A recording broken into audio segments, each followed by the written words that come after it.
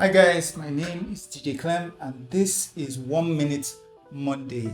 So if you're an artist, a creative, a producer, in the next 60 seconds I'm going to be sharing a tip that I think could change your career for the better. So please pay attention. My time starts now. Mix it up. A lot of times creatives tend to focus on their strengths. So let's say for instance you're a producer and you're great with Afrobeats.